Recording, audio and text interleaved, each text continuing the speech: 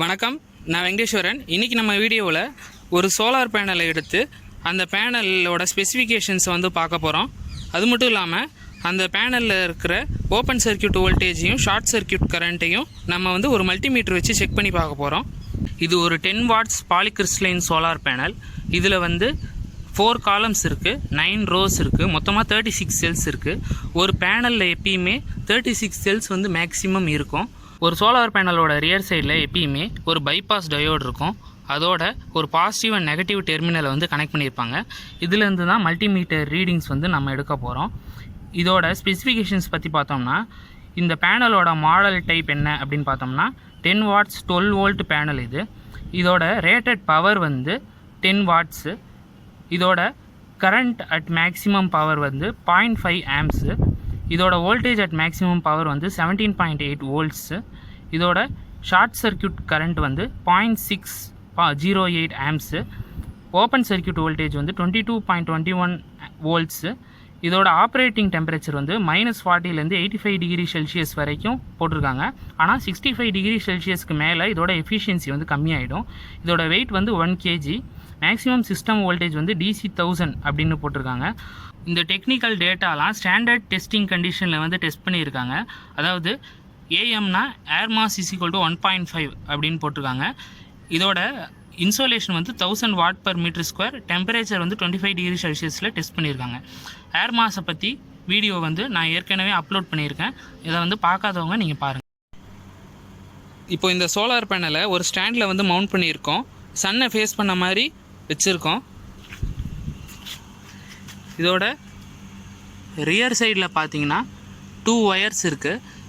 இதில் வந்து நம்ம மல்டிமீட்டரை வந்து யூஸ் பண்ணி இதோட மெஷர்மெண்ட்ஸை வந்து நம்ம பார்க்க போகிறோம். ஷார்ட் சர்க்யூட் கரண்ட்டையும் ஓப்பன் சர்க்யூட் வோல்டேஜையும் பார்க்க போகிறோம். இந்த மல்டிமீட்டரை வச்சு நம்ம இப்போ பேனலோட ஓப்பன் சர்க்யூட் வோல்டேஜ் வந்து மெஷர் பண்ண போகிறோம். அதுக்கு முன்னாடி இதில் என்ன செக் பண்ணணும் அப்படின்னு பார்த்தீங்கன்னா, இந்த பிளாக் டெர்மினல் வந்து காமனில் கனெக்ட் ஆகிருக்கு அப்படின்றத செக் பண்ணிக்கணும். இந்த ரெட் டெர்மினல் வந்து வோல்டேஜ் ரெசிஸ்டன்ஸ் மில்லி ஆம்ஸ் அப்படின்ற அந்த சாக்கெட்டில் கனெக்ட் ஆகிருக்கா அப்படின்றத செக் பண்ணணும். இதை வந்து நம்ம இப்போது எங்கே கனெக்ட் பண்ணியிருக்கோம் அப்படின்னா, பேனலோட பாசிட்டிவ் அண்ட் நெகட்டிவில் வந்து கனெக்ட் பண்ணியிருக்கோம். இந்த பேனலோட ஓப்பன் சர்க்யூட் வோல்டேஜ் வந்து 22 வோல்ட்ஸ் அப்படின்னு கொடுத்துருக்கு. ஸோ நான் இப்போ என்ன பண்ண போகிறேன் அப்படின்னா, டிசி வோல்டேஜ் இருக்கிற அந்த சைடில் வந்து 200 வோல்ட்ஸ் ரேஞ்சில் வந்து நான் வைக்கிறேன். ஸோ அப்போ பார்த்தீங்கன்னா பேனலோட வோல்டேஜ் வந்து 20 வோல்ட்ஸ் வந்து வருது. ஸோ அந்த 22 அந்த ரேஞ்சுக்குள்ளே வருது. இந்த டைமில், அதாவது ஈவினிங் டைமில் 20 வோல்ட்ஸ் வந்து இந்த பேனல் வந்து ஜென்ரேட் பண்ணுது ஓப்பன் சர்க்யூட் வோல்டேஜில்.